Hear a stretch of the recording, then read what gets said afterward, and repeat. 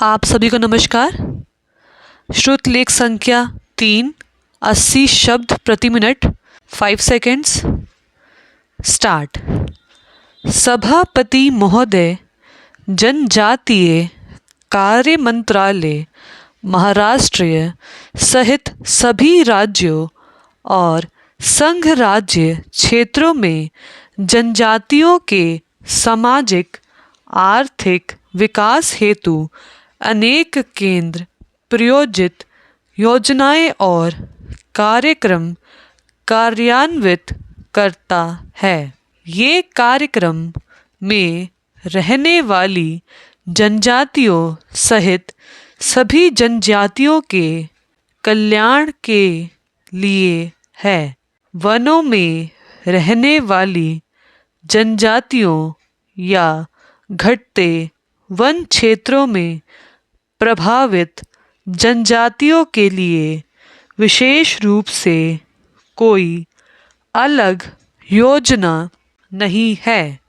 मंत्रालय की योजनाएं सभी जनजातियों की आय और रोजगार सृजन, अवस्थापना विकास, शैक्षिक विकास और साक्षरता सुधार से संबंधित है। कुछ योजनाएं जनजातीय कल्याण के क्षेत्र में स्वैच्छिक प्रयासों के संवर्धन के अतिरिक्त लघु वन उत्पाद का उचित मूल्य सुनिश्चित करने तथा विवरण के रूप में जनजातियों की खाद्य सुरक्षा से संबंधित है। जनजातीय कार्य मंत्रालय द्वारा कार्यान्वित की जा रही योजनाओं और कार्यक्रमों की सूची विवरण हमारे मंत्री महोदय इसी सदन में कल ही दे चुके हैं। निधियों की निर्मुक्ति जनजातीय कल्याण के प्रभारी विभाग को दी जाती है, जो यह सुनिश्चित करते हैं कि यह निधियां लाभार्थियों तक पहुँचे। महोदय, मैं गृह मंत्री और गृह राज्य मंत्री का ध्यान एक ऐसे महत्वपूर्ण विषय की ओर आकृष्ट कराना चाहता हूँ जिस पर मुझे लगता है कि इस सत्र में अभी तक कोई गंभीर चर्चा नहीं हुई है। गुजरात में हुई त्रासदी के साथ शुरू से गुजरात के लोगों के संवैधानिक अधिकारों की सुरक्षा करने में तथा उसके बाद आने वाले हफ्तों में हिंसा के चलते रहने के दौरान सरकार पूरी तरह से विफल रही है और गुजरात में न्याय परिधान प्रणाली पूरी तरह से विफल हो गई। इन घटनाओं की पृष्ठभूमि में गोधरा कांड के बाद की हिंसा में गुजरात सरकार की भूमिका की जांच करने के लिए एक नया जांच आयोजित स्थापित करने की मांग हुई है। राज्य सरकार द्वारा उच्च न्यायालय में बताया गया है कि मामले की जांच चल रही है। सर्वोच्च न्यायालय में न्याय मित्र द्वारा दिए गए सुझावों के आधार पर राज्य सरकार द्वारा प्रदान की गई सुरक्षा के अलावा केंद्र सरकार ने गुजरात दंगों के मामले में कतिपय मुख्य गवाहों को सुरक्षा प्रदान की है। गुजरात की सरकार की ओर से यह भी दावा किया गया है कि गंभीर अपराधों से संबंधित में साक्ष्य देने वाले गवाहों को सुरक्षा प्रदान करने हेतु एक योजना भी तैयार की जा रही है, लेकिन मैं आपके माध्यम से इस सदन को बताना चाहता हूँ कि इस मामले में धरातल पर कोई विशेष प्रगति नहीं हुई है। अतः इस ओर विशेष रूप से ध्यान दिए जाने की ज़रूरत है। उपसभाध्यक्ष महोदय, सर्वप्रथम मैं अपनी पार्टी नेतृत्व को धन्यवाद दूंगा कि उन्होंने इस संवेदनशील और महत्वपूर्ण विषय पर मुझे अपने विचार रखने का अवसर दिया।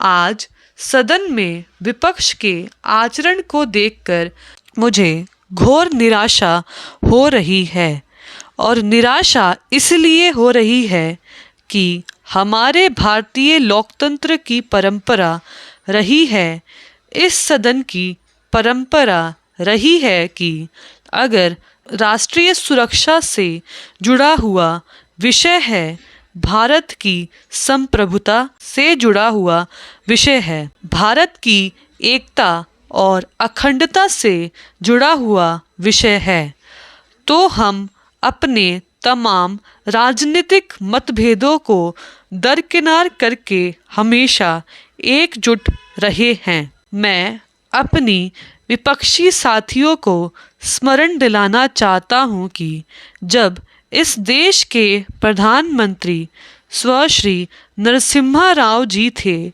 उस समय लोकसभा में नेता प्रतिपक्ष आदरणीय श्री अटल बिहारी वाजपेयी थे, और संयुक्त राष्ट्र संघ में भारत का पक्ष प्रबलता से रखने की आवश्यकता थी। श्री नरसिम्हा राव जी ने अटल जी से आग्रह किया, निवेदन किया, और उनके आग्रह को स्वीकार करके उस शिष्टमंडल का नेतृत्व श्री अटल बिहारी वाजपेयी जी ने किया।